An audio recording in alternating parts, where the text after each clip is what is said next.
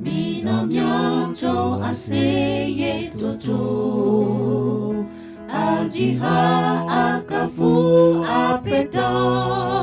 La miakleji ponola wokato Nyachoho si asubo miade La wakafu maugan Asyana dile Fishafi wakafu mauga hasyana dile afishafi maudo ipete nuvida le pelologa mavolame Navi jiji pem kolao le dogbe nami le miapeto Yesu Kristo pem kwame mianovi adubu koku waite pomile pe nkosemile ya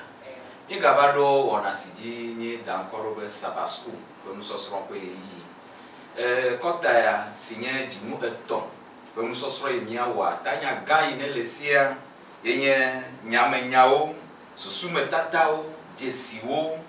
alesi mi asro bibla menya blodiwo kwa mi kwesewe milegbe soso we mi aplomiro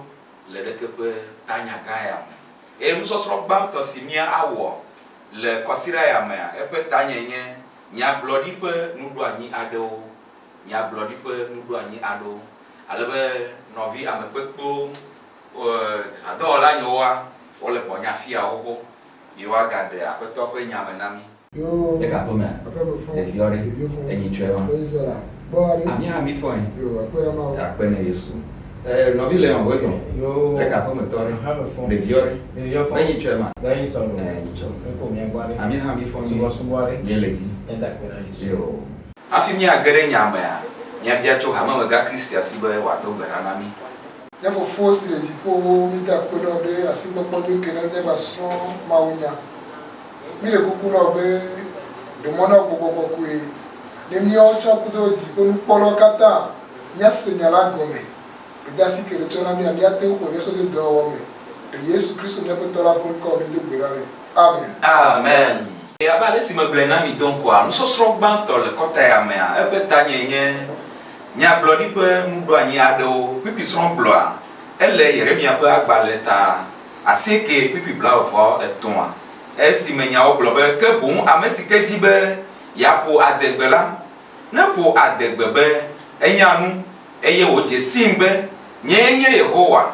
amesi sime amenu veve von dodro ple jojo nyenye le anyigbaji ela bena nusia we nwa unye Yehowa yeble amen amen le epegede over year ga memegao ha gblolao o gblɔbe mawo ƒe nyagblɔɖi nyawoa menye nu wòle be míatsɔ vevie nyenye ne o menye nu ame sia ame ate se gɔme hã kɔ ewɔe be vɔvɔ ge ɖe ame geɖewo me eye ame geɖewo ɖe asi le nyagblɔɖiwo ƒe sɔsrɔ̃ ŋuti eyi geɖe va le yi ma amewo va kpɔe de dzesi va la kpe ele be yewoa ayi ɖe bibla me age ɖe nyagblɔɖi nyawo me akpɔ nu siwo ne le me vɔvɔ yi ne le ŋu na yewoa ele be yewoa ɖewo ɖa ale be woɖe vɔvɔ yawo ɖa eye wove ke ɖe nyawo ŋuti wokpe be nɔwo le yewo bui tsa be nyagbegblẽwo ya nyagblɔɖi nyawo nyo ŋutɔ kɔa míage ɖe nusɔsrɔ̃a me akpɔ ale yi míawo hã míate ma dzro nyagblɔɖi nyawo me ne míake ɖe enyui yi ne le mea ŋuti ale be hame megakri sia biabia me dzi be mawɔe nye bena ɖe aleke míate ŋu he bibla ye míate ŋu ase gɔme le nɔnɔme nyuitɔ me eye mi da ko na bebia ko wa dzima gblɔ bena nyateƒe biabia aɖe la va bena bibla ma gbalẽ ko nyi be watsi te ko asɔ kpɔ ne mɔkpɔ be ne be sue be ne ko la se gɔme egobu mia bibla se le ti ta esiawo bibla ŋutɔ ba gblɔwo ta míakpɔ ɖeka vo gbãmia ne le Yeremia ƒe agbalẽ tabla va se keke me bi etɔ̃lia egblɔ bena miadim eye miakpɔm nenye be miebia ta nye so tso miaƒe dzi blibo me ko amen amen mawu ye le kpolevia ta ne mi ti be mia dzesi mawu ye ti bi so bibla mia he ɖoa quelle la ni création d'imena ne botabanu ko ya ka ngere chanson vaneni bembi le dimenya jesi mau vanfanya mau be ne so dimena mia ira kele yeti avec bible mau ti okubo kuruna mi ese banto ma dia timoto dime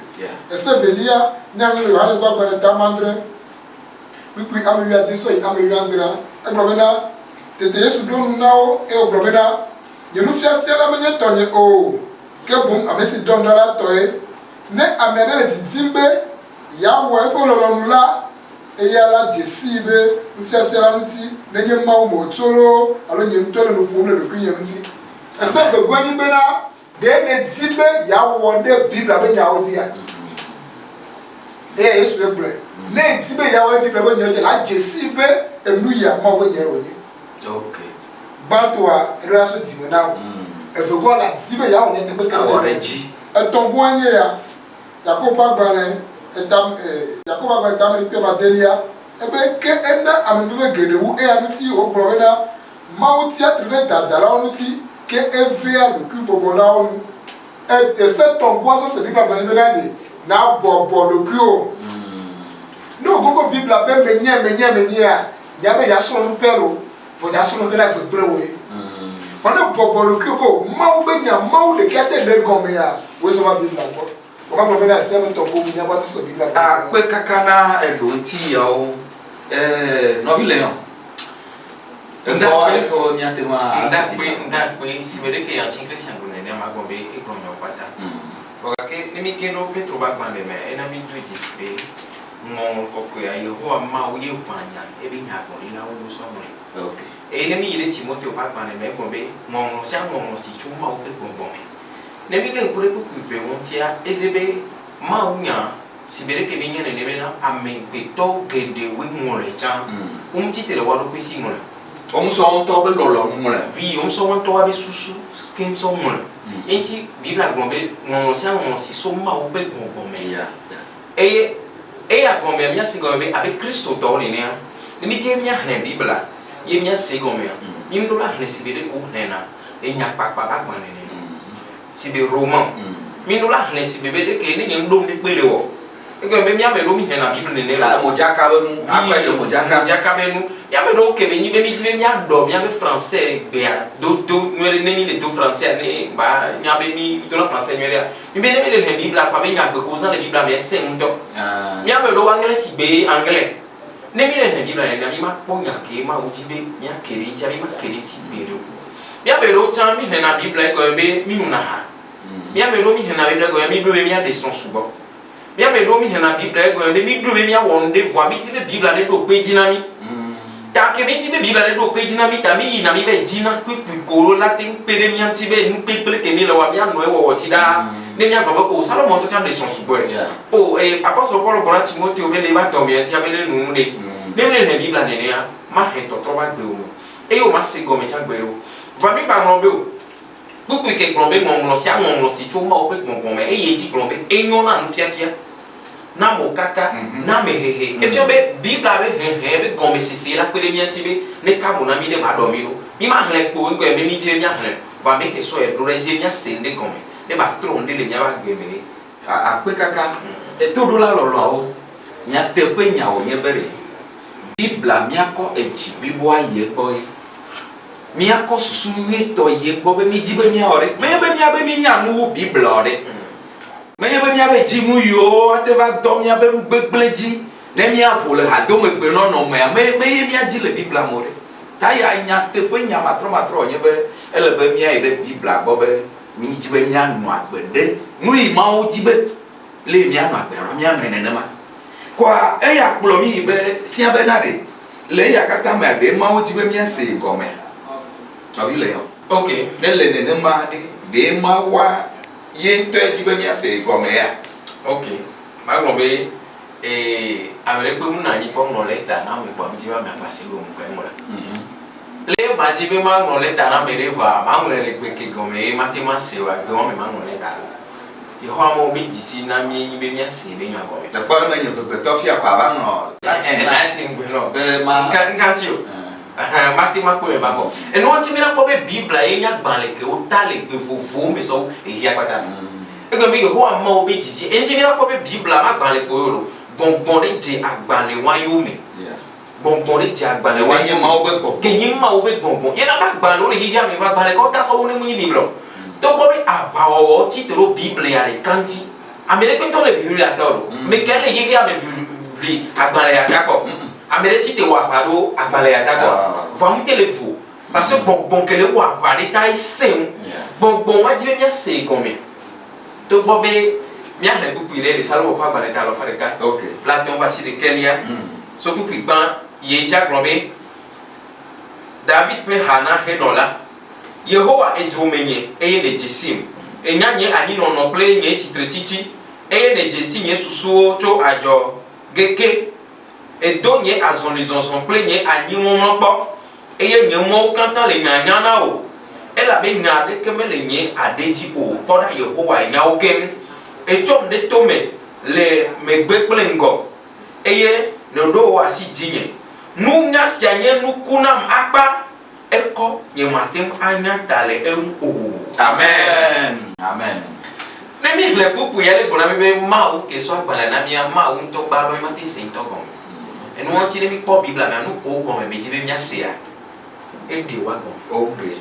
enya ke David le gon le fi a be de nke nto yo kwa mo le wo le nto e ba gbe mi a e ni na ke lo wi fifi a be ke wo mu nya re la ti sa na gon me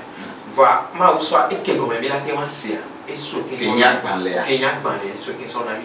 enu won ti nu si a nu ke be mu do mi le ti le Bible ma ne mi bo mi a ro po c'est vrai qu'ancien Christian ko le ni ye mi pe mo be bo ko pe a mi a kelenti ta aya fia bena Bible ele mi aba lo choko be mi ase ma o ko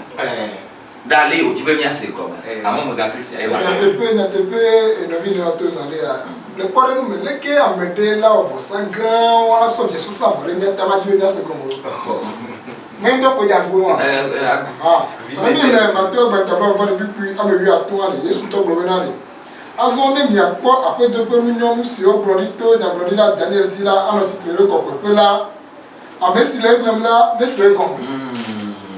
ne ba ti mi ase gon mo so nya so pe ebe amene le nya glori nya le Daniel pa gba na me ne se gon Paul to na Timothée be na de maula no munya ase nya la gon tabi ne se gon be na ma kokko umi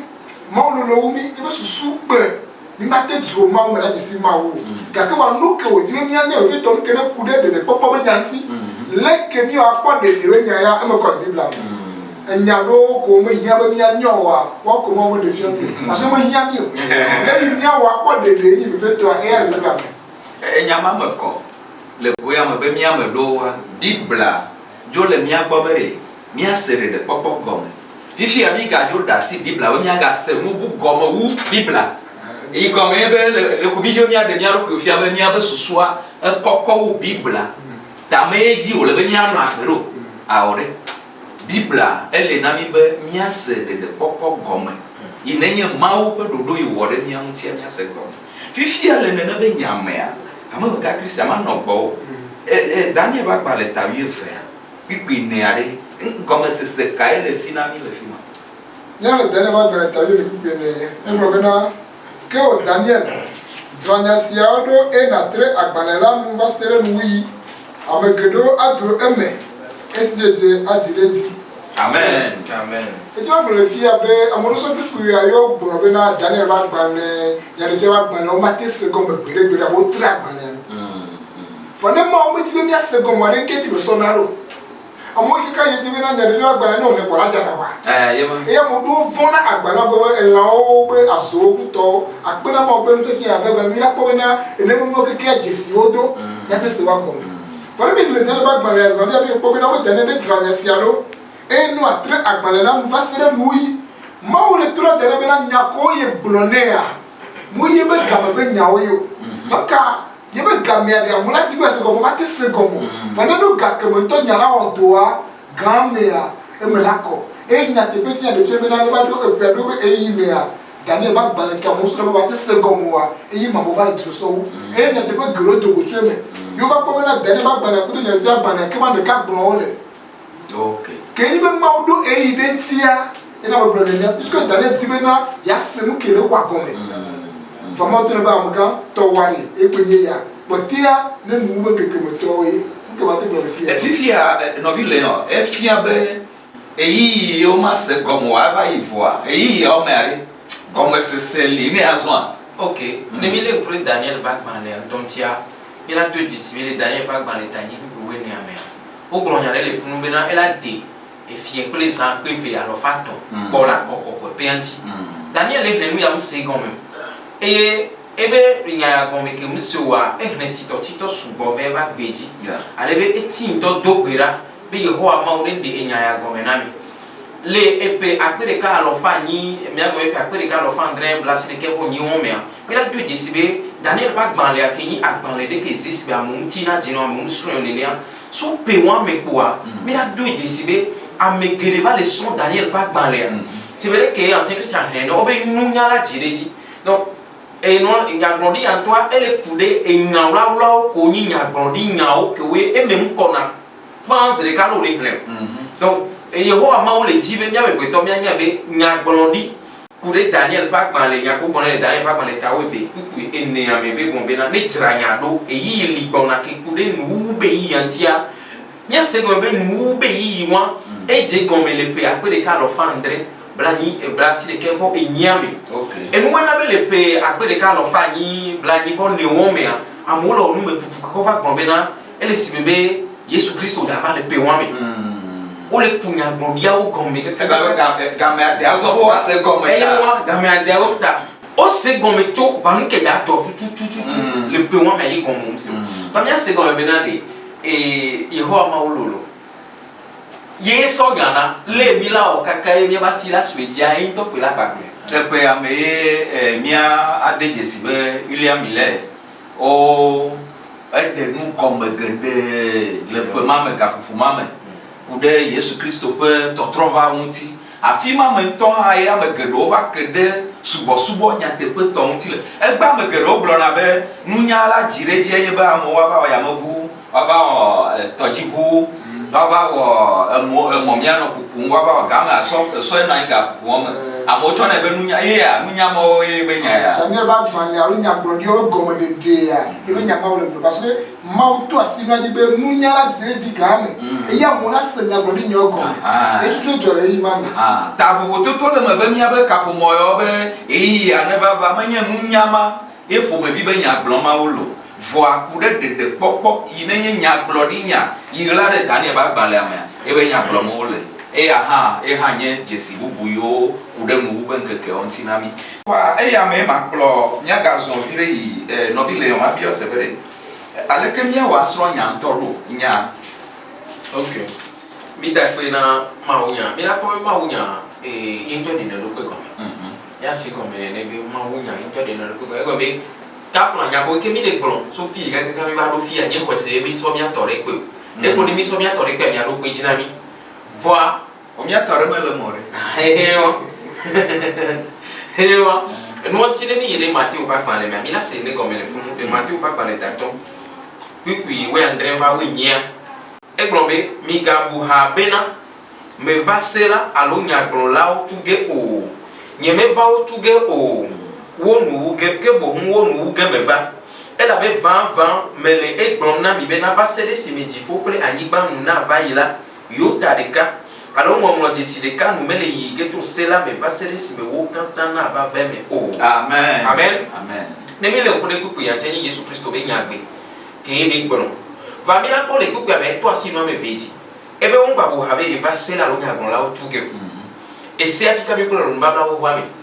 nya no lo afika me ko lo mbabla wo wa mi no Yesu Kristo di la gbon ko be nya ko gon le mbabla wo wa mi ye va e ja va no agbe kure wonti le Yesu Kristo be nya gbe mi la se gon me ko be de mi la se Biblia gon me ha mi la so mbabla wo wa cha mi la so mbabla ye ya cha if ya mbabla wo ko do mbabla ye ya le duwa wan to we de na wa no le o gon me e no antine mi ko Biblia me ha mi la ko bo ko na o yo na ma wo nya be o be go e no eyi gambe Biblia me bombe na Yehowa mo be nyari si be yi nu ve da da ne ke do na da me do na puto me mi me afo na la fisia bi e ne mi ko se salo ko pa ban le ta lo fa de ka we si ke ku pe lo fa de ka kla ton e bombe o nya le nya kari ni nya fo ple ke keli na ye to pe ke go me be Amerique bro fi je be yele di ke kelia Et là, c'est comme alors, la Bible a plombé, Jésus Christ a plombé, et il y a des là, à des là, et mort là. Mais là, c'est comme quand Jésus Christ a plombé, il y a des là. La Bible a là, des comme. Que quand même dit comment c'est moi quoi, mais quoi la Bible là. Mais en là, c'est comme. Mais ma petite là, plombé na, et que, on les zin, on les javana, il y a nos zin, on les roule en menant, on y a plus. On les zin, on roule en menant, on y 666 ça. Et, au son de, ah, mais moi, c'est Bible là comme. Alors, mais il y a le tatouage, autant dans le petit peu de toi, 666 ça est, ah, mais c'est Bible là comme. Bible là, doit donner le coup comme. Ne game enya kanse Christian Colossan ne game mi wo mu keke ti dobo mi dasi le bobo ko kwenti be polomia mi la do de sibe bobo ko ya de ku gome na mi be Bible anto dia no de lo ku gome anoi ejiji pe nu polo ye ta ene mi po Bible ame ni akpo be odo na pipi de le afride be do afride me le Bible ame pipi mo odo na le fima na le noa na akpɔ be nu hɛn na ba fi ɖe ɔba ŋlɔ be ɖe afi ɖe ne ekpɔ be ma ne eva yi ɖe dodo mea akpɔ be na woŋlɔ kpikpi ɖe ebea gbɔ woŋlɔ bea le fi ma vɔ ŋlɔ kpikpi ɖe gbɔ efia be kpikpia gatrɔ kplɔ yi ɖe afi bubu be enya yi ne hlẽ le fi ma na gatrɔ be se gɔme le ŋgɔgbe kɔ ne le enua hlẽ nenema ko na akpɔ be na Biblia ŋutɔ de nunɔnɔ me nubabla xoxoa de nu yeyea me yeyea do nu xoxoa me. Novio, mi matin chom mi anto susu de ke asron Bible kaka be mi aten de comme le mi ari Christian. Alors ka mo ga Christian. Yesu ndo na me kwa de ma. Que Yesu titi to chom ko do me ali. O ba musu na me volole e ma Yesu betu me. Fi a Yesu zon ku do mi nyawe Yesu yo. Fi chom ko ko re Yesu nti o ka no ko re Yesu nti. Lu ke Yesu o re dina ma e ni mere ko. E ke ko le dro bo nye anyo ka ni so yo nye afon. Vanga bo Bible abere le lu ka ba gba tabla va ke bla va de na di. Eye esi wo je gomo cho Mose no nya brodi lo kata ti la e de monsieur mo mo kata me le empty la bo gomo fia o Amen. Le gomo bu me a Yesu nto de do ku fia mo to Bible amen. So Mose di o de nya brodi lo kata go me de Bible amen. E ba pare ko stero no nti o no bo so Bible go me ko wa ponya ke pere ke Bible a fi be pa ta na de ma di Yesu nto e do ki fi o tre nya e gbe abo bo na bo la wo me ga ni ya Yesu nto so bla la wo de do ki so fi amo question be Yesu le bla wo ma le gbegbe Nya tepe. va le so so no la ke de ti ta ma ti so Bible ma pa de ko la bo be ni ne na le o awo Bible ye kata yo so na yo so na et là c'est le problème là non les pipi de autre dans les pipi bugo no ba funa telo dora egwe na wo kata bobo le ke de me do le ne nya so na yo ba mi na le e no go meserika le wo pata me Ape kaka ma no ba o ma bia se vere Jesi ple mu tonto. Jesi ple mu tonto go me de le podo nu mi Bible la zona Jesi o bona e Bible ba bona pon tonto serika le ke nya to anya bana le fia Jesi oza alo fia pon tonto serika ne ko podo ndeka nya le sia gbale e tabe ke me yade obe eye le ti andre le pon usime e yi da de no evento chepo nu me e bo mo le ke klum abe alesi ye klase siene le kula de be e yi dogola me bo numero ambo me yi la dogola numero Lui a fi mo me mi pona no le. kakla do la me. o ke le nu ala puta o ne ke yi la dogola me numero fa ke yi mo le na Bible ko ko a la ke de yi chenti la fide na mi e festo agbara da ma di pe mi yandre o be e mi do ko be ga kukula e mi he gbogbo pe yi sinye mo nya de asi Hallelujah. ya ko cha tu ke me fese ke enu me ke dra wo so mu enyae ta ko lu be gbogbo la pe yi nya la ke ma mu ko de fi ala se ko yi do ko la ba ke ma wu nya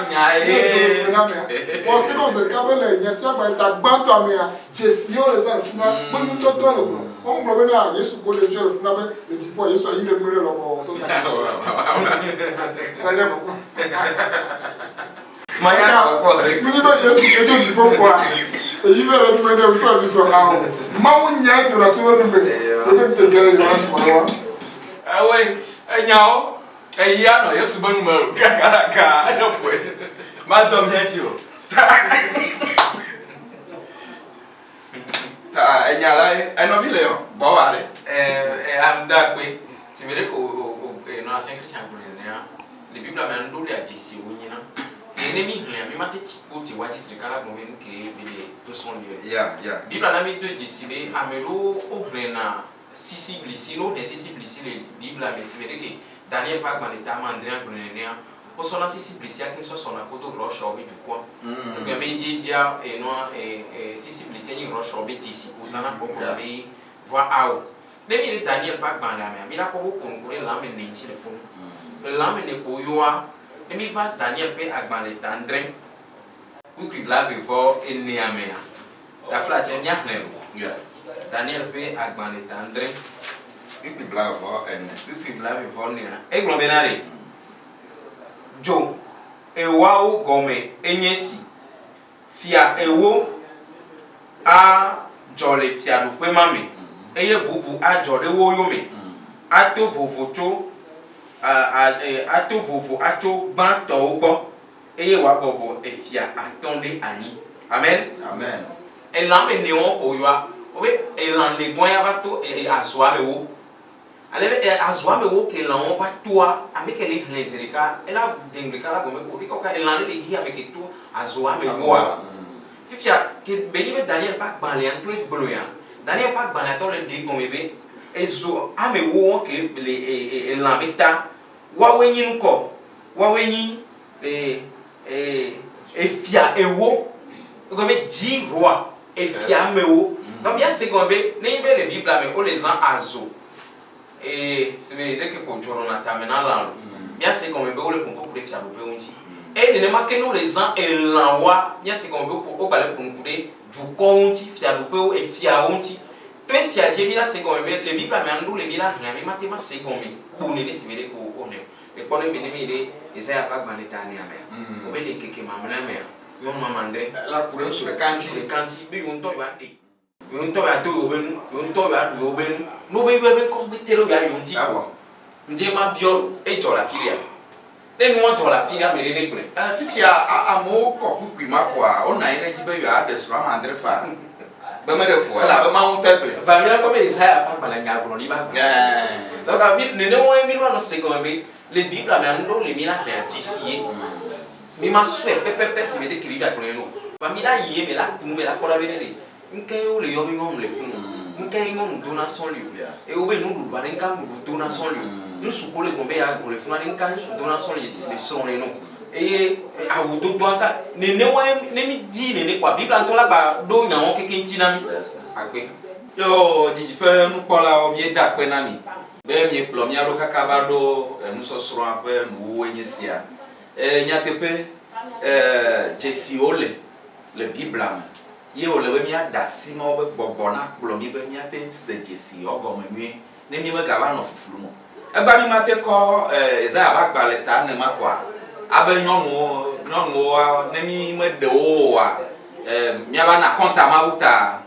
ma wu ntɔ gble be mi da ma andre ta mi do no va cha un club sur le kala veti nyɔnu ma andre o nyɔnu ntɔ ta jonu anyi ne nyɔnu wa ma andre ne va bo me nya gblodia me ne ma ye o le mo lo e nya gblodi do le ntɔ ha de na ji be ne di enti ya o de ma tin ji nya glodi o ne di enti o re tama one pere mianti na wa famianu